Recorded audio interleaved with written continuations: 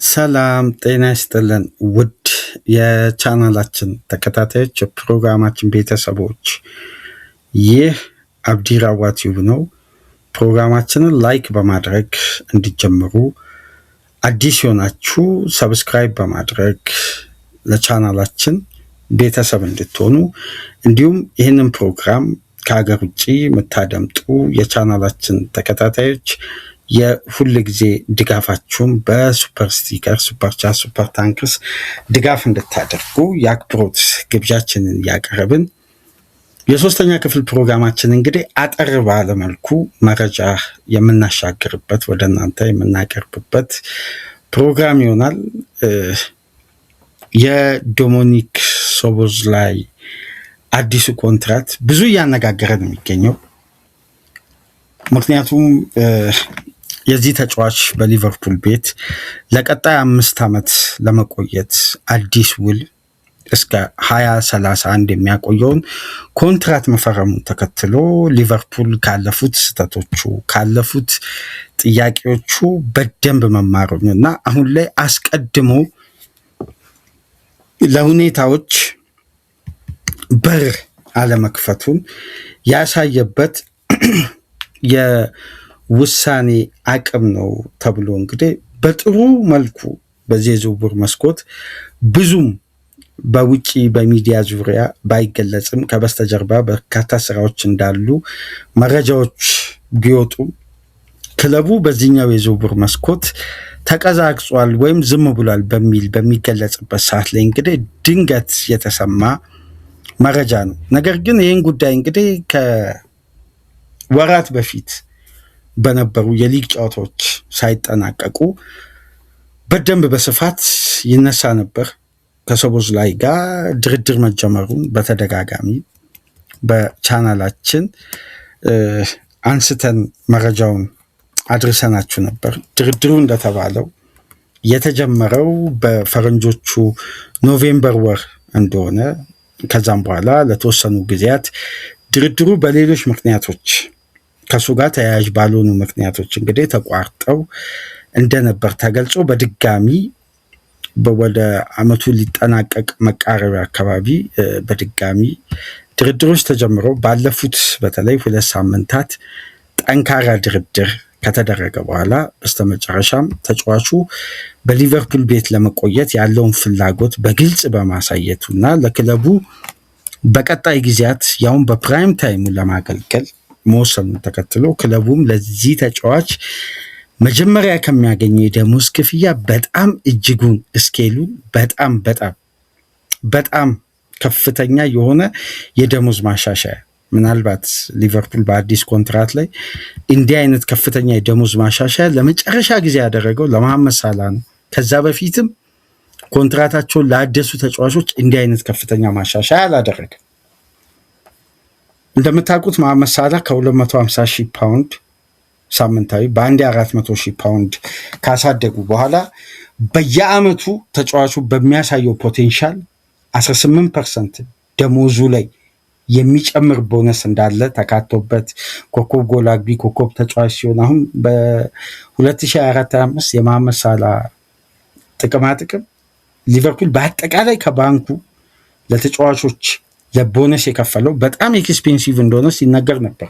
በጣም ከፍተኛ የቦነስ ክፍያ መክፈላቸው ሲገለጽ ነበር እና ከዛ ውስጥ ከፍተኛውን ፐርሰንት የያዘው የሳላ ነው። ምክንያቱም ደግሞ በአዲሱ ኮንትራት ላይ የሰፈሩ ህጎች ጥቅሙን ሰፊ ስለሆነ ለዛ ነው የሳላን ደሞዝ ከዌጅ ቢል ላይ ማንሳት ከሽያጭ አይተናነስም የሚል ትንተና የሚሰጥበት እና ከዛን ኮንትራት በኋላ እንግዲህ ለዶሚኒክ ሶቦስላይ የተደረገው ማሻሻያ እጅጉን ከፍተኛ ነው። በኮንትራቱ ላይ የሰፈሩ ደግሞ ቃል የተገቡለት የተለያዩ ቲሙን የሚገልጹ ውሳኔዎችም ተካተውበት ነው ኮንትራቱን ያደሰው። እንደምታውቁት ዶሚኒክ ሶቦስላይ በተሻሻለው በአዲሱ የሊቨርፑል ፖሊሲ ሳይሆን መጀመሪያ ላይ በነበረው ፖሊሲ ዘመን የፈረመ ተጫዋች ነው። ታስታውሳላችሁ 2023/24 ነው የፈረመው። 60 ሚሊዮን ፓውንድ ተከፍሎበት ከአርቢ ላይፕዚግ ነው የመጣው።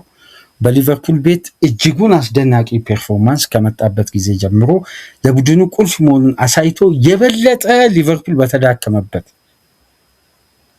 በጣም በወረደበት እጅጉን ደካማው ሊቨርፑል በታየበት የተጠናቀቀው ሲዝን ለክለቡ በሁሉም ውድድሮች በ25 ግቦች ላይ ተሳትፎ በማድረግ በተሰለፈባቸው ጨዋታዎች ውስጥ ሁሉ ለክለቡ የሚሰጠው አስተማማኝ አገልግሎት እጅጉን በክለቡ ደጋፊዎችም በኃላፊዎችም ዘንድ አሳማኝ ሆኖ ስለተገኘ ይሄ የ25 ዓመት ሃንጋሪያዊ አማካይ በፕራይም ታይሙ ማግኘት ወደሚገባው ትልቅ ኮንትራት አሻግሮ እንግዲህ እስከ 2031 ነው ኮንትራቱ። ቀድሞ ከነበረው 140,000 ፓውንድ በቀጥታ 250,000 ፓውንድ ነው ያደረጉት። 110,000 ፓውንድ ነው ደሞዙ ላይ ማሻሻያ የተደረገው። አመታዊ ቦነሱ 1.4 ሚሊዮን ፓውንድ ነው አመታዊ ደሞዙ። ይሄን አስሉት ወደ 12 ወራት ወደ ሳምንታት ደሞዙ ላይ። ይሄ ጥቅሙ ደግሞ ከድል ጋር በቀጥታ የተያያዘ አይደለም። ለምሳሌ ሊቨርፑል በሰቦዝ ላይ ፐርፎርማንስም ሆነ አገልግሎትም ሆነ በየትኛውም በሲዝን ውስጥ የሚያሳካቸው ስኬቶች የደሞዙን የቦነሱን ስኬል 9.8% ከፍተኛ ያደርጓል። ይሄ ማለት 1.3 ሚሊዮን ፓውንድ ቦነስ አመታዊ። ይሄ በፐርፎርማንስ ላይ የተመሰረተ ቦነስ ነው። ግን ሊቨርፑል ስኬታማ ከሆነ 9.8% አለው ይሄ ቦነስ የሚያድግበት ማለት ነው።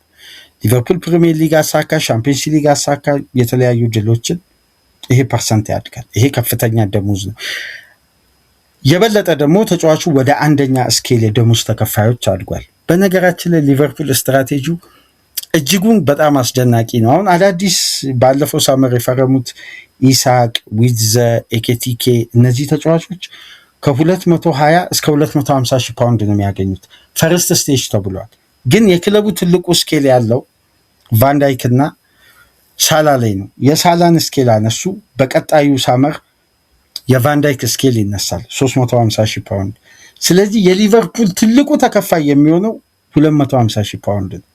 ይሄ የክለቡን የዌጅ ቢል ሬሾ የስኳድ ኮስት ሬሾን አሰራርን የበለጠ ጤናማ ያደርገዋል ተብሎ ይታሰባል። እንደዚህ አይነት አገልግሎታቸው ረጅም፣ እድሜያቸው አስተማማኝ፣ ለቀጣይ ፕሮጀክት በተለይ ለአንዶኒ ራዮላ ቡድን እጅጉን ቁልፍ ተጫዋች ተደርጎ መወሰዱን ተከትሎ እንግዲህ የተጫዋች የሊቨርፑል ደጋፊዎች ትልቁ ስጋት የነበረው እንግዲህ በዚህኛው ሳመር ቀርፈውታል። ምክንያቱም ከዚህ በፊት የነበሩ ፋክተሮችን በጊዜው በጥልቀት ጉዳዮችን ስላልተመለከትም ምናልባት የእግር ኳሱ ቤተሰብ ወቀሳውንም ትችቱንም ወደ አስተዳደራዊ ጉዳዮች ሊወስዱት ይችላሉ። ግን ታስታውሱ እንደሆነ የትሬንት አሌክሳንደር አርኖልድ በዚህ እድሜ ላይ በሶሎዝ ላይ እድሜ ላይ ያለ ክለቡ ለ28 ቀናት ብቻ ነው የነበረውን ኮንትራት የሸጠው በ10 ሚሊዮን ፓውንድ።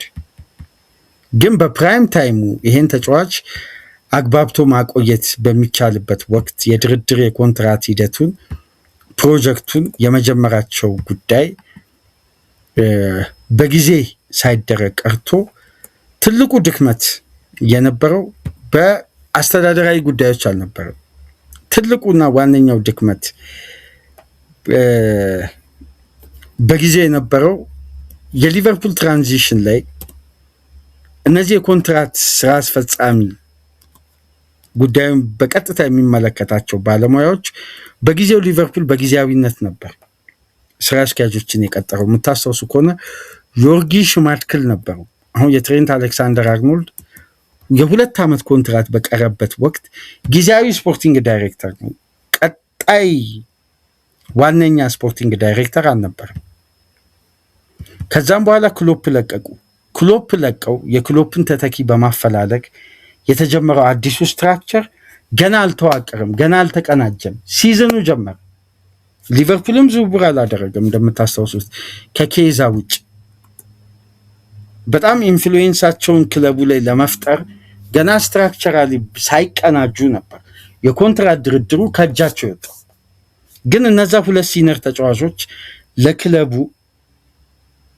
ቃላቸውን ሰጥተው ታማኝነታቸውን አሳይተው የሌሎች ክለቦችን ጥያቄ አቆይተው ሊቨርፑል እስከሚደራደራቸው ድረስ ጠብቀው ነው ኮንትራት የፈረሙት። አርኖልድ ደግሞ በፕራይም ታይሙ ወደ ማድሪድ የመዘዋወሩን ጉዳይ ማድሪድ ሊቨርፑል እዚህ ሽግግር ውስጥ የባለሙያዎች ሽግግር ላይ እያለ በደንብ ግራውንድ ወርኩን ከሊቨርፑል ቁጥጥር ውጭ አውጥቶት ነበር። ስለዚህ የሽግግር ዘመኑን ታይሚንግ ማድሪድ ተጠቅመው ነው አርኖልድን ከሊቨርፑል ቤት የነቀለው እንጂ የተደራዳሪ አካላት መዘናጋት ወይም አውቆ ዝም ማለት አይደለም። እዚህ ላይ ደግሞ የስሎት የተጫዋቹን የመከላከል ጥንካሬ ትኩረት አድርገው በየጊዜው የሚሰጡት አስተያየት ደግሞ የበለጠ ከፕላን ጋር የሚጋጭ ነበር። አርኖልድ አመለጠ። ከዛም በኋላ እንግዲህ ሌላኛው እንደ ስህተት ተደርጎ የተወሰደው የኢብራሂም ኩናቴ ነው። በነገራችን ላይ የኢብራሂም ኩናቴም ሌላ ጉዳይ ውስጣዊ የሆነ ፋክተር ነው ያለ። ታስታውሳላችሁ ኩናቴ መስማማቱንና ልክ እንደ ሶቦዝ ላይ ከትናንት በስቲያ እንደወጣው አሁን ወደ ወረቀት ላይ የሚሰፍር ስምምነት ብቻ እንደሚቀር ሁሉም ገልጾ ነበር። ተስማምተዋል በሁሉም ቅድመ ሁኔታ። መጨረሻ ላይ የተጫዋቹ ተወካዮች ልክ አሁን የገለጽኩላችሁን የሶቦዝ ላይ አይነት አመታዊ ቦነስ ከስኬት ጋር ተያይዞ የሚጨመር የቦነሱን ስኬል እንዲያድግ ጠየቁ። መጨረሻ ላይ ሊቨርፑሎች 27 ዓመት ለደረሰ ተጫዋች 5 ዓመት ኮንትራት ሰጥተው እዚህ ላይ ይሄን የሚያክል የቦነስ ክፍያ ስኬል እንዲያድግ ፍቃደኛ አልነበሩ። በነገራችን ላይ በደሞዝም በጥቅማ ጥቅምም ተስማምተዋል። ፐርሰንቱ ላይ ግን ድርድሮች እንደገና ተጀመሩ። ሊቨርፑሎች አሁን ካለው የተጫዋቹ ፐርፎርማንስ በላይ ይሄን ያክል ክፍያ መክፈል ተገቢ ሆኖ ስላልተገኘ ለመክፈል ፍቃደኛ አይደለም። ያኔ የነበረው ስምምነት በቀጥታ ነው የፈረሰው እንጂ ስምምነቱም ሁሉም ሂደት በሊቨርፑል በኩል ተጠናቋል። መጨረሻ ላይ የተነሳቸው የቦነስ ክፍያ ስኬል ለማሳደግ የሚደረገውን ድርድር ግን ሊቨርፑሎች ለመክፈል ፍቃደኛ አይደሉም። ተጫዋቹም ይሄ ስኬል እንዲሻሻልለት ያው ተደራዳሪ አካላት ከውጭ ከተደራደሩ በኋላ እያንዳንዱ ነገር ላይ ምክንያት ስለሚፈልጉ ቡድኑ ደግሞ የራሱን ጥቅም ነው ማስከበር ያለበት። ስለዚህ ኩናቴን በነፃ ለመልቀቅ ተገዷል። ይሄም ኢሹ ከአርኖልድ ጋር እያያዘ ነገር ግን የሶቦዝ ላይ አይነት ተጫዋችን እንግዲህ መቼስ ይህን ወርልድ ክላስ ተጫዋች በቀላሉ አያጡ። እንደውም አንድ ጉዳይ በጄምስ ፒርስ ዘገባ ላይ ከተመለከታችሁ አላውቅም፣ የአሌክሲስ ማካሊስተር የኮንትራት ድርድር የቆመው የነበረው በስሎት ፕሮጀክት ላይ በተያዙ እቅዶች ነው። ስለዚህ የኮርቲሽ ጆንስም የማካሊስተርም የኮንትራት ድርድር ድጋሚ ከክለቡ ጋር ሊጀምር እንደሚችል እና እነዚህ ተጫዋቾች ይለቃሉ የሚለውን ግምት በራዮላ ውስጥ ሳይታዩ እንደዚህ አይነት ውሳኔዎች ሊተላለፉ እንደማይችሉ እና በድጋሚ ኮንትራት ለመደራደር አዲስ እቅድ መያዙን እየተሰማ ነው የሚገኝ። ስለዚህ ከአሰልጣኝ ፕሮጀክት ጋር የኮንትራት ድርድር ቀጥታ ተያያዥ ነው ማለት ነው። ይሄ ከግምት ውስጥ ሊገባ ይገባል። ስለዚህ ለራዮላ ትልቅ ይሄ መንፈሳዊ ኢነርጂ የሚሰጥ ጥሩ መረጋጋት፣ የበለጠ ደግሞ ክለቡ በቀጣይ ቀናት አሁንም በተመሳሳይ የዊንገር ማፈላለግን ሂደት አጠናክረው ቀጥለው ራያን ባርኮላ ራያን የሚለው ስም በሚዲያው ደረጃም አሰልቺ ስለሆነ ድግግሞሽ ያለው መረጃ ነው የሚወጣው። ሌተስት እና የተለየ አፕዴት እስካሁን ድረስ የወጣ በተለየ ሁኔታ የለም። ግን በትናንትናው ዕለት የሶቦዝ ላይ የኮንትራት ስምምነት በሊቨርፑል ኦፊሻል ኢንስታግራም ፔጅ ላይ ከተለቀቀ በኋላ ይሄን ፖስት በቀጥታ ገብቶ በሶቦዝ ላይም አካውንት በሊቨርፑልም አካውንት ሪያክት ያደረገው እንግዲህ ኒኮላስ ሸልተርበርግን ከቀናት በፊት አንድ ጉዳይ ተመልክታችሁ ከሆነ አላውቅም፣ ሪሊዝ ክሎዙ ኤክስፓየርድ ባያረግም ግን ማድሪድ ኢንተረስቱን አንስቷል በጉዳቱ ምክንያት። ግን ሊቨርፑልና ባርሳ አሁንም የኒኮላስ ሸልተርበርግን ፕሮግረስ በቅርበት እየተከታተሉ ነው ይላል። ይሄ ተጫዋች ምናልባት ከወራት በፊት ከአንድ ወርም ከሁለት ወርም በፊት የኩናቴ ተተኪነት በጣም ተቀዳሚ ኦፕሽን እንደነበር መዘንጋት የለብንም። አሁን በዓለም ዋንጫ ያጋጠመው ጉዳት ለ8 ሳምንት ነው ከሜዳ ያርቋል የተባለው። አሁን በፍጥነት ሪከቨር እያደረገ እንደሆነ እየተገለጸ ነው። ግን ቅድመ ውድድር ጊዜ ዝግጅት ከሊቨርፑል ጋር እስካላደረገ ድረስ ከባድ ነው የሚሆነው። ነገር ግን የሾልተርበርግ ጉዳይ ሊቨርፑል በተከላካይ ስፍራ ከያዛቸው ተጫዋቾች ውስጥ ዛባኜ፣ ሾልተርበርግ እንዲሁም እነ ሉኳ እና የተለያዩ ተጫዋቾች አሉ። አንዱ ተጫዋች ነው። አሁንም ግን ሊቨርፑል በራደር ውስጥ ይገኛል። ይሄ ጀርመናዊ ሴንተር ባክ ላይ ድጋሚ ፍላጎታቸውን አጠንክሮ ከነጉዳቱ ያስፈርሙት ይሁን አብረን በጋራ የምንመለከተው ነው። ግን ምንም ጥያቄ ማይቀርብበት ምንም ኔጌቲቭ ነገር የማይወጣለት ሁኔታ ያለው ግን እርግጠኛው ነው ለመናገር በጣም በርካታ ስራዎች ከበስተጀርባ እየተሰሩ ነው። ለሚዲያ ፍጆታ የማይቀርቡ መረጃዎች አየር ላይ አሉ። ግን ለእግር ኳሱ ቤተሰብ ደግሞ ተጨባጭ መሆን አለባቸው። እነዚህ መረጋገጥ አለባቸው። የበለጠ መረጃው የእግር ኳሱ ቤተሰብ ጋር ቀደም ብሎ ቢደርስ ይመረጣል። ለምን የሆነ ያክል ጊዜ ይሄ ሂደት ቢረዝም ወቀሳውም ትችቱም ወደኛ ስለሚይዘው እንጂ ምንም ጥርጥር የሌለው አስተማማኝ የሆነ የበስተጀርባ ስራ አለ።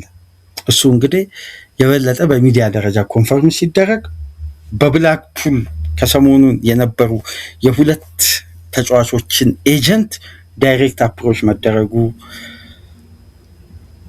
የብላክፑል ሚቲንግ አለ ማለት የሆነ ዝውውር ከበስተጀርባ አለ ማለት ነው። ብላክፑል አንድ ኤርፖርት ላይ የሚያርፉ ፍላይቶችን የሚዘግብ አንድ የኤክስ ቻናል ተከታተሉ እንደሆነ አላውቅም። ያንን ቻናል እስቲ ፎሎ አድርጉና ተመልከቱ። የሊቨርፑል ኃላፊዎች ብላክፑል በፕራይቬት ጀት ሲመጡ ሲሄዱ፣ ብላክፑል ሲያርፉ እያንዳንዱ ሙቭመንት የሚዘግብ የኤክስ ቻናል አለ። አሁን ስሙን ትዝ አላለኝም እና በሌላ ፕሮግራም ላይ ወይም በኮሜንት መስጫ ላይ እናስቀምጥላቸዋለን እና ያንን ፎሎ አድርጉት። አዲስ የሆኑ ጉዳዮች ሲኖሩ መጀመሪያ የዝውውር ሂደት የሚታወቀው የብላክፑል ፍላይት ላይ ከነ እንትናቸው ነው፣ ከነ ሰዓቱ የፍላይቱ ሙሉ ሪከርድ ነው የሚለጥፈው። የሊቨርፑል ደጋፊ የሆነ እዛ በብላክፑል ኤርፖርት የሚሰራ ሰራተኛ እና ምናልባት የእሱን መረጃ የምትከታተሉ ከሆነ እዛ ላይ ሰሞኑ ብላክፑል ላይ በጣም ብዙ ፍላይቶች አሉ እያለ ነው። እስቲ የበለጠ ደግሞ እነማን ላይ እንደሆነም ሩመርስ አለ። ግን አሁን ለእግር ኳሱ ቤተሰብ ለመግለጽ በሚያስችል ደረጃ ስላልሆነ ጉዳዩ በደንብ በታማኝ ዘጋቢዎች ወደ እናንተ ቀርቦ ጉዳዩ ላይ ያለውን እውነታ ያኔ ብናነሳ የተሻለ ስለሚሆን ነው። ለማንኛውም ግን አስተማማኝ ግራውንድ ወርክ፣ በጣም አስተማማኝ ግራውንድ ወርክ አለ። በደንብ ከበስተጀርባ ወርኮች አሉ አስተማማኝ የሆነ ያውም ይሄ የሚመራው በጣም በሚገርማችሁ ሁኔታ በዴቪድ ውድፋይን ነው። ቀጣዩ የሊቨርፑል ምክትል ስፖርቲንግ ዳይሬክተር ሊሆን የሚችለው ጁሊያን ዋርድ ስፖርቲንግ ዳይሬክተር የመሆኑ እድል ሰፊ ነው። ባሪ ሃተን ግን ወደ ላኛው የፌኔ ስፖርት ግሩፕ ስራ አስኪያጅነት ይሄዳል የሚል ግምቶች አሉ። ምናልባት ጁሊያን ዋርድ የፌኔ ስፖርት ግሩፕ ሲኢኦ ከሆነ ዴቪድ ውድፋይን በቀጥታ ስፖርቲንግ ዳይሬክተር ይሆናል። አሁን ሽግሽጉን ኢንተርናሊ ነው የሚያደርጉት። አዲስ ባለሙያ የሚያመጡ አይመስልም። የኤድዋርድን ቦታ ግን የራሱ ወዳጁ ከሱ ጋር በቅርበት ሲሰራ የነበረውን ጁሊያን ዋርድን የማድረጋቸው እድል ሰፊ ነው። ዴቪድ ውድፋይን ግን ቀጣዩ የሊቨርፑል ስፖርቲንግ ዳይሬክተር ሪቻርድ ሂውዝን ተክቶ የሚሆን ይመስላል። አሁን ባለው እውነታ የበለጠ ይሄ ባለሙያ በሊቨርፑል ቤት ከ10 ዓመት በላይ መስራቱ ይታወቃል እና ሽግሽጎች እዛው ይኖራሉ። የተለየ የስራ ቅጥር ሊፈጸም የሚችለው አንድ ወይ ሁለት ባለሙያ በሪኩፕመንት አባላት ላይ ለማካተት ቢሞከር በኤድዋርድ መውጣት እዛው አሰራሩንም ደንቡንም የሚያውቁ ስራ አስኪያጆችን እዛው ለማስቀጠል ነው ትልቁ ፕላን አሁን ላይ እየተሰራ የሚገኘው። ለማንኛውም የዶሚኒክ ሶቦስላይ ኮንትራት በጣም በሊቨርፑል ቤት የመንፈስ መነቃቃትን የፈጠረ የደጋፊውንም እርጋታን ያመጣ መተማመንን የፈጠረ ኮንትራት ነውና ለ5 ዓመት በሊቨርፑል ቤት የሚያቆየውን አዲስና ትልቁን ኮንትራት በትናንትናው ዕለት ይፋ ሆኗል መፈረሙ። ላይክ፣ ሼር፣ ሰብስክራይብ አድርጉ። በሌላ ፕሮግራም ተመልሰን እንመጣለን። በሱፐር ስቲከር፣ በሱፐር ቻት፣ በሱፐር ታንክስ ድጋፍ ማድረጋችሁ እንዳትረሱ። ሳትርቁ ጠብቁን። ተመልሰን እንመጣለን። ሰላም ቆዩ።